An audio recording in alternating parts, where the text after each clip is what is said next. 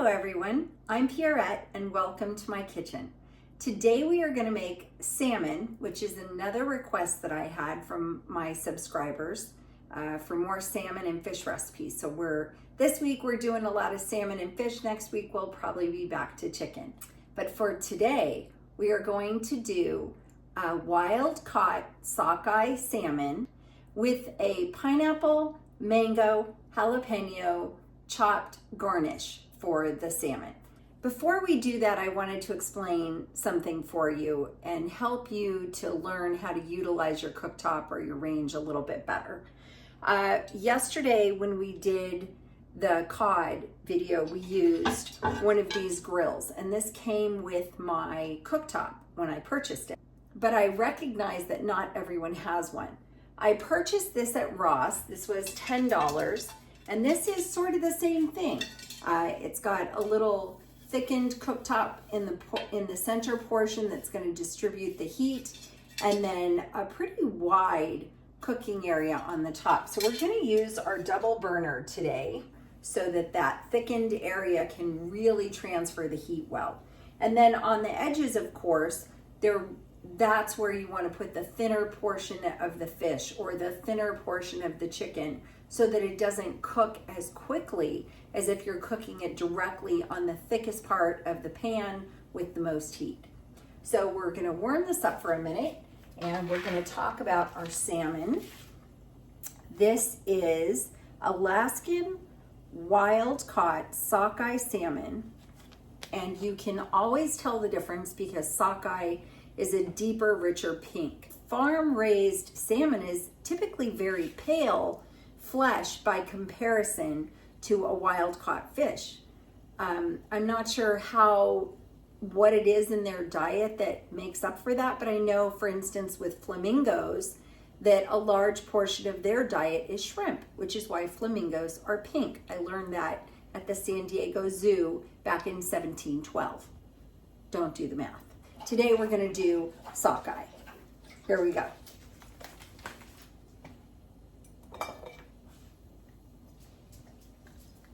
I'm just going to spread a little bit of olive oil over the top, probably just about a teaspoon, and we're gonna let that heat up a bit more.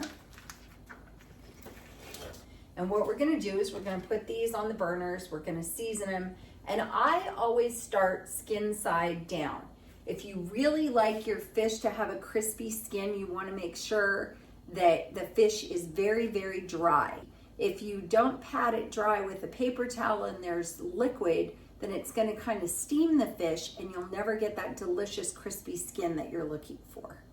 And that's true anytime you want a good sear. Always make sure it's nice and dry. I'm just taking a double layer of paper towel on the top and the bottom, and I'm going to apply a little bit of pressure on my salmon and flip it over and do the same, and you can see how much moisture we got out of that salmon. It's definitely going to make a difference. Our pan is nice and hot. That's the sound you want when you're going to try to sear a piece of meat.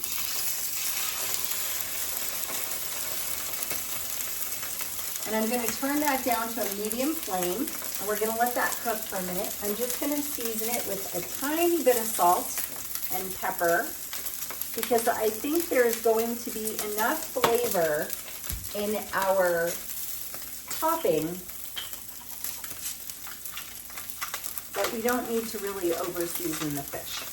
So a little salt and a little pepper, and we're good to go. So while that cooks, we're going to start our salsa type garnish. So we're going to start with a pineapple, a mango, and a jalapeno. First thing we're going to do is chop up this pineapple. I always behead it first, and then I cut off the tail. Now, the first try, I didn't get as much of the core as I wanted, so I'm going to take off about another 1/4 of an inch. And that's what we want. No weird root type pieces at the bottom. You want a nice clean core.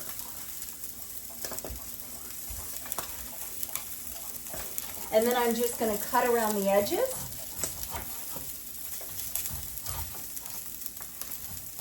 Now when you're cutting the edges, I believe they call these the eyes of the pineapple.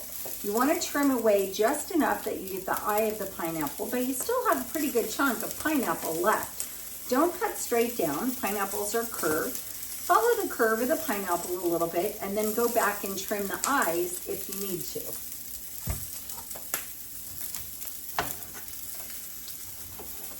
I wanted to show you our salmon. Now you can see that this edge is cooking very rapidly and we sort of have the salmon centered on our cooktop. So I'm just going to push that edge over so that the main part of the salmon is still exposed to the heat, but that outside edge is going to get a little bit less heat so that it won't overcook. We're going to let this go a little bit more and let a really, really nice crust form on our skin, and then we'll flip it over. I'm going to slice. These are about 1/4 inch thick slices off the side of the pineapple. And then there's one more little eye. I'm going to trim that away. I'm going to cut this again into 1/4 inch strips. I really want this particular garnish to have very tiny pieces of fruit so that we get a nice bite of fruit and flavor, but really the focus is going to be on the fish. So we have little tiny cubes of pineapple when we're done.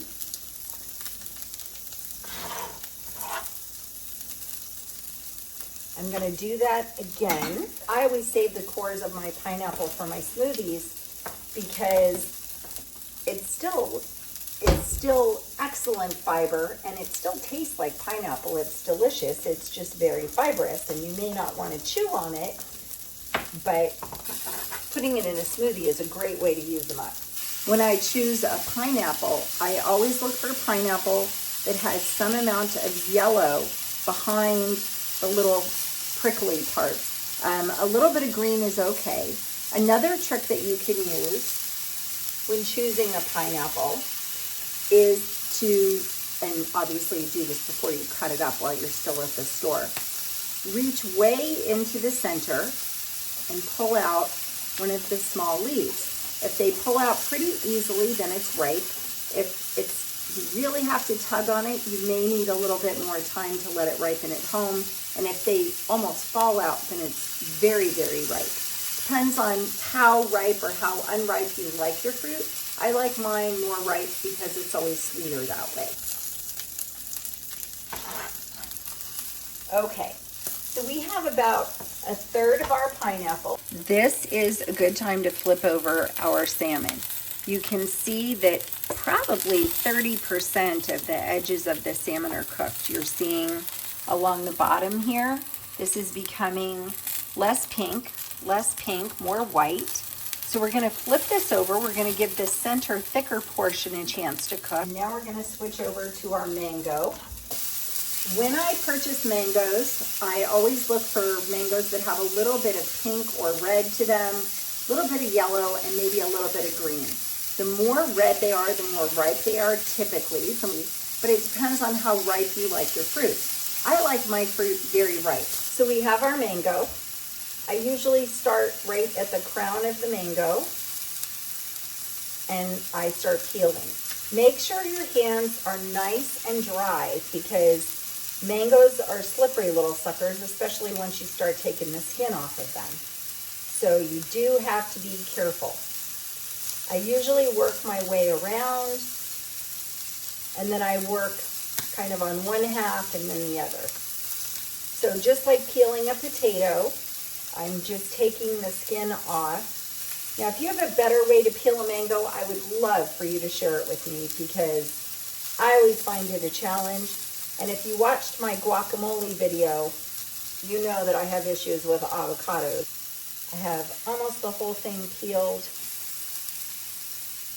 Now I'm going to take my big knife again, and I'm going to stand the mango up sort of on its side. And you know that the pits are sort of flat and vertical.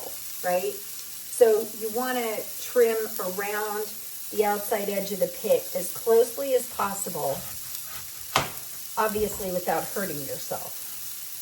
So I usually do a piece across the top, a piece across the bottom, and you can see that we got right up to the edge of that pit. And then I'm going to flip it over and do the same thing on the other side. Just like our pineapple, I'm going to trim these in about 1/4 inch chunks, 1/4 inch slices. And then those will make 1/4 inch chunks, approximately. Whether or not your pieces are perfectly sized doesn't really matter in the long run because it's still going to taste great. I think our salmon is just about done. We're going to leave it to rest, skin side down, so that any remaining cooking that needs to be done will be on the skin side, and it will only make our fish taste better, our skin crispier. Going to mix up a very quick lemon vinaigrette for the salad that we're going to be serving this with, and then I will show you how to plate everything. I'm going to start with a heaping teaspoon of this Dijon mustard from Trader Joe's, and I buy this particular one because I like the texture of the seeds inside of it. So this is probably a tablespoon instead of a heaping teaspoon, but I like a pretty fair amount of that because I like the texture that it gives with the little seeds in it. And I'm going to take the juice of 1 whole lemon. So we're going to do half at a time.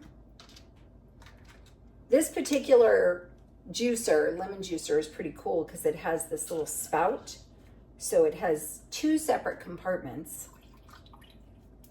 Your lemon half goes face down, half side down in the bottom of the juicer so that as it inverts, that's how it squeezes out the juice.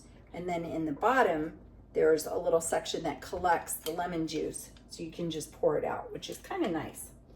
And then I'm just gonna whisk in a little bit of olive oil. The slower you pour, the more you emulsify your dressing, and it helps the oil mix in with the rest of the mixture. I'm just going to add a little bit of maple syrup. This is to taste. I would say this is probably a teaspoon. And I like it to just take the edge and the acid off of the lemon a little bit. But the lemon with maple is surprisingly good. So I would recommend that you try that. So that's it. That's our vinaigrette, quick and painless. So let me grab a plate. I'm going to start with some mixed greens, and I'm going to kind of fill our plate up with those.